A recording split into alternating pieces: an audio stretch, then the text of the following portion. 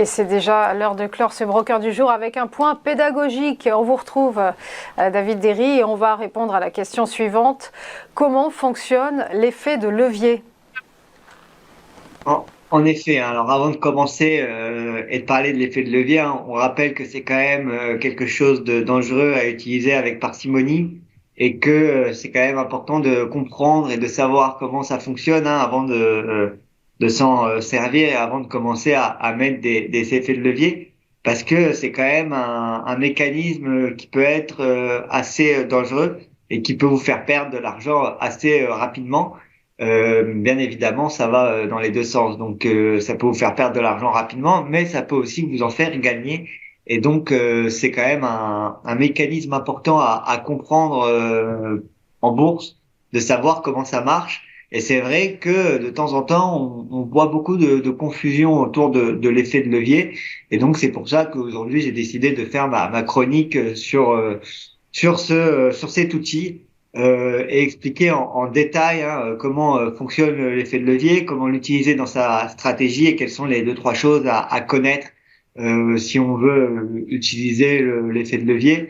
Avant de commencer, hein, on le rappelle encore une fois, mais c'est quelque chose de dangereux et donc à vraiment utiliser avec parcimonie. Donc l'effet de levier, c'est quoi? En fait, c'est un outil financier, hein, c'est une sorte de prêt qui va permettre à un investisseur hein, d'investir plus d'argent qu'il ne possède réellement. C'est-à-dire que si par exemple vous avez 1000 $, mais que vous souhaiterez investir pour 10 000 $ sur Facebook, eh ben vous allez pouvoir utiliser par exemple un levier 10.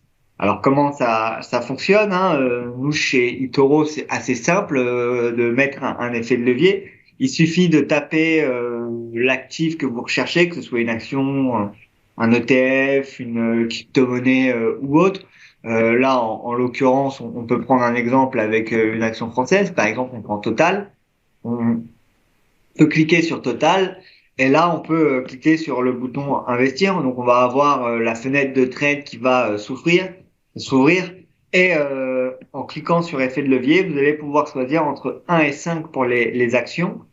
Si vous êtes à 1, c'est-à-dire que vous n'utilisez pas d'effet de levier. Hein, donc, si vous investissez 1000 $, eh ben, votre investissement sera de 1000 $ sans effet de levier. Si au contraire, vous mettez un levier à 2, votre investissement de 1000 $ se transformera en 2000 $ et donc il y aura 1000 $ indirectement qui seront prêtés par eToro.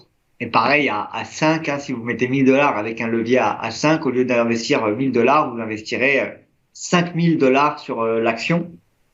Ce qu'il faut savoir, c'est qu'en fonction de l'actif, les leviers sont plus ou moins différents. Hein. Moins l'actif est risqué, plus le levier pourra être important. Par exemple, vous allez sur l'euro-dollar, vous allez pouvoir monter sur un levier à x30. Bien évidemment, plus vous allez haut, plus c'est risqué et plus c'est dangereux et plus vous avez de chances de perdre de l'argent rapidement. Donc, comme je le disais, mais je le répète, c'est un outil à utiliser avec parcimonie. Alors, comment ça fonctionne exactement et quelles sont les choses à savoir si vous voulez utiliser l'effet de levier? Alors, vous avez bien compris que c'était un coefficient multiplicateur qui va vous permettre donc d'accélérer à la fois les hausses ou les pertes.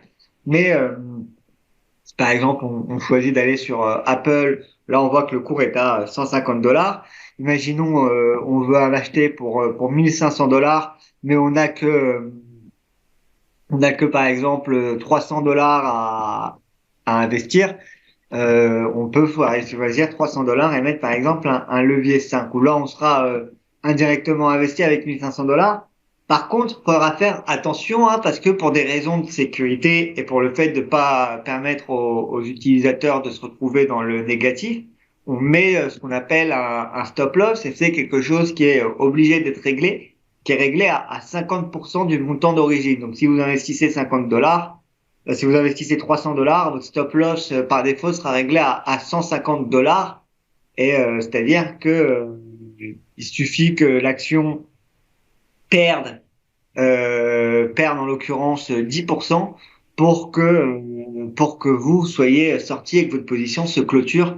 Et donc c'est là où c'est assez dangereux, c'est que quand vous allez mettre votre effet multiplicateur, va falloir bien faire attention à votre stop loss, hein, parce que si la position part pas dans votre sens, justement, vous avez de grandes chances que le stop loss soit touché et donc de perdre de l'argent.